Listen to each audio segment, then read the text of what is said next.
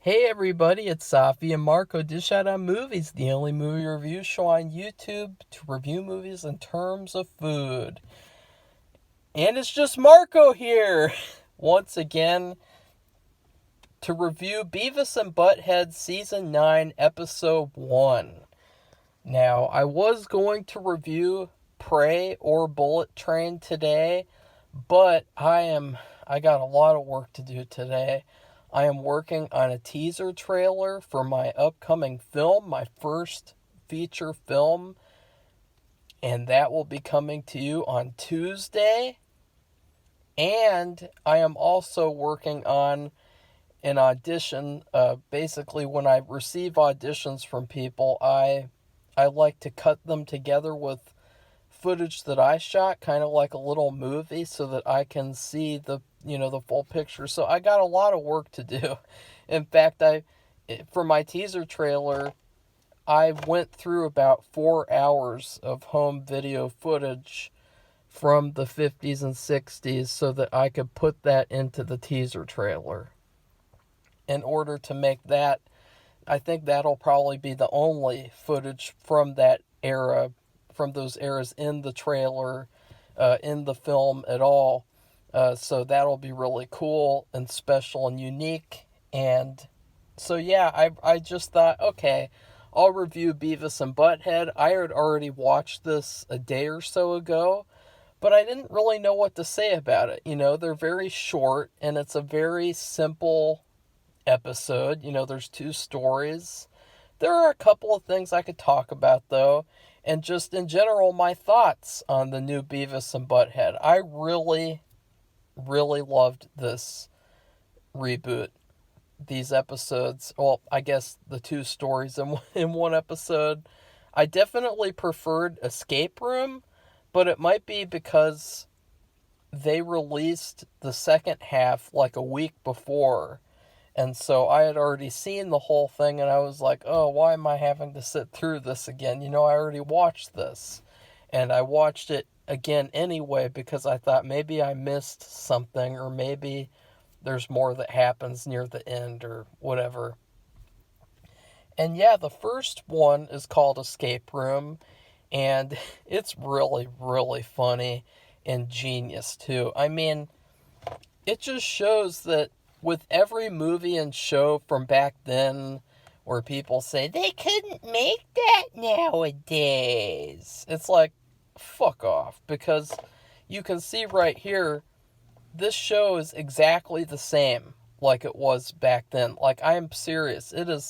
This episode could have come out back then, aside the modern footage that they reacted to that wasn't really a part of the stories.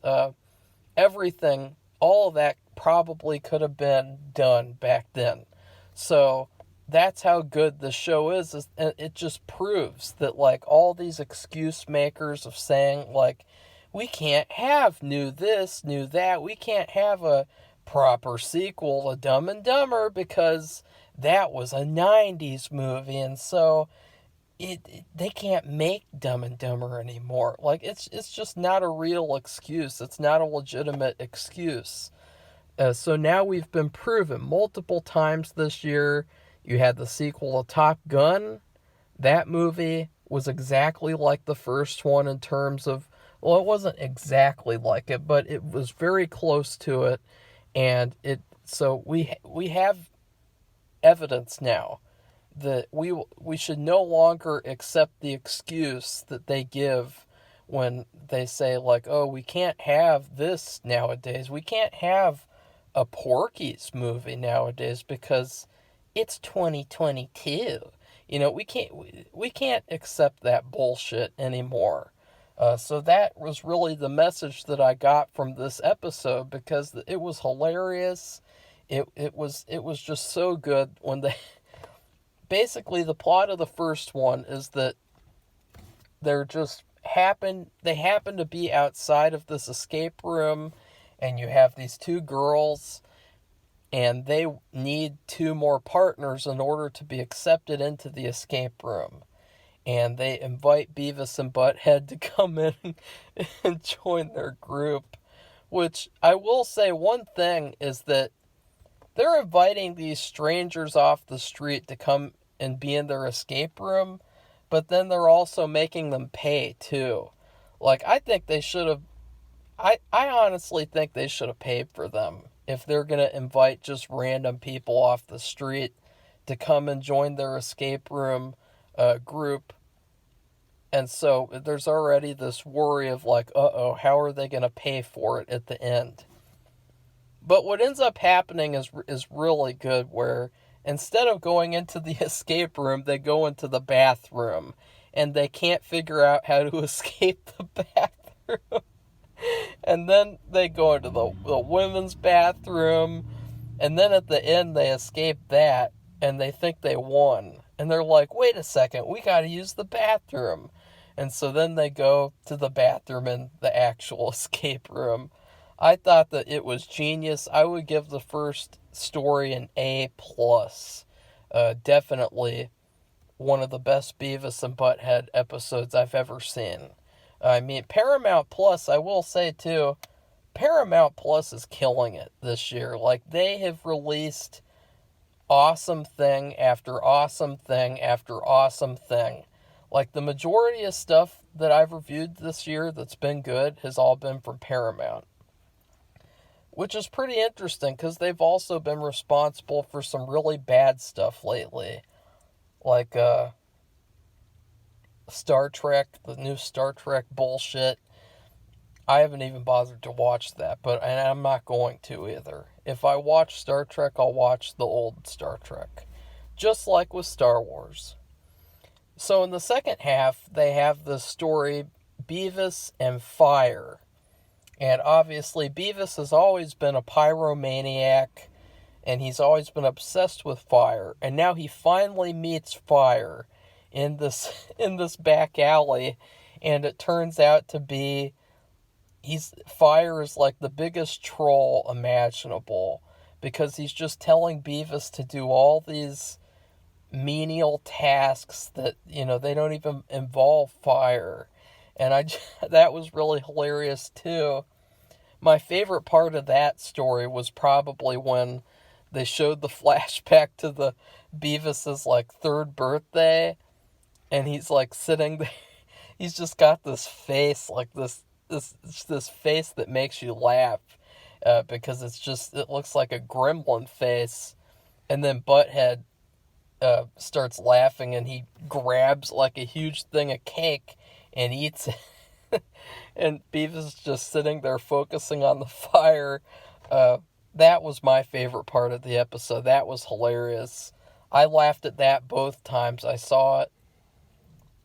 The one thing that I would say, not really necessarily a criticism with the story, but just a bit of speculation. The movie really had good arcs. It had good character and story arcs, with the way that it kind of talked about how much Butthead uses Beavis and abuses him, and throughout the story, like, their friendship being pulled apart a little bit and tested. And I'm just wondering, are they going to have another character and story arc in this season, this new reboot season? Because I got a little bit of that in that episode, with that moment where Butthead, everyone else is singing to him, and Butthead just laughs, and he grabs a huge bit of the cake. And it made me think, like, oh, are they going to do something in every episode to, like, build up some sort of a story where Beavis and Butthead have problems again?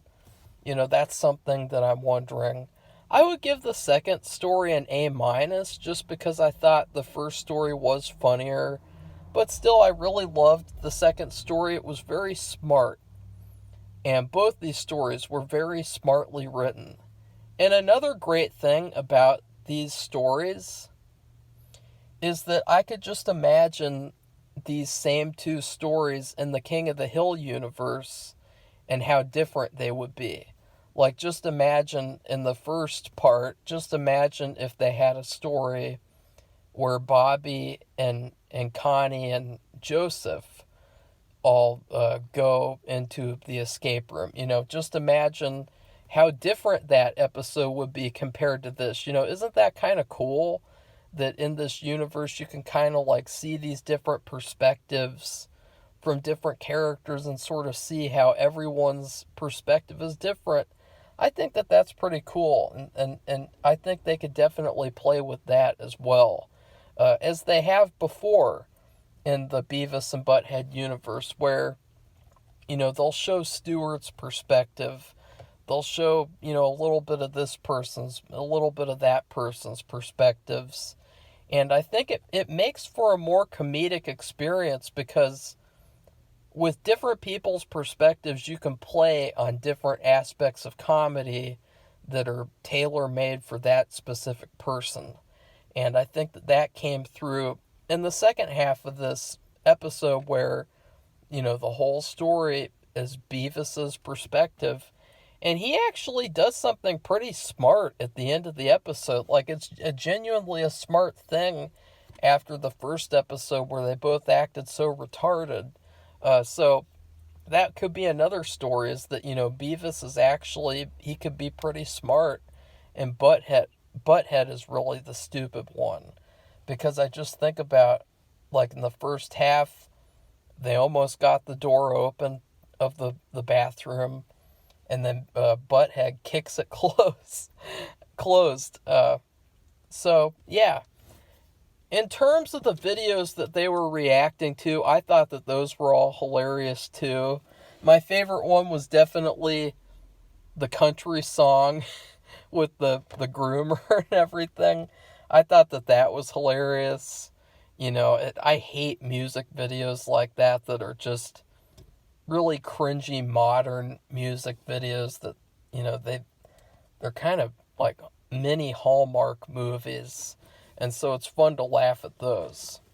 The one thing that I would have to criticize about the show in general is I really wished that they had an excuse for why they're watching these internet videos.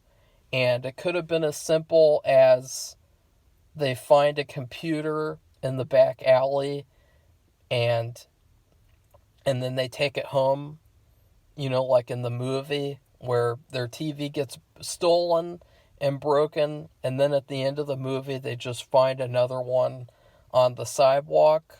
Or you could have had like a Courage the Cowardly Dog situation, where maybe they've always had an attic and they go up in the attic, and that could have been an episode in and of itself, and there could have been a computer up there. And so I just really think, though, that I really loved these new reactions to this modern footage.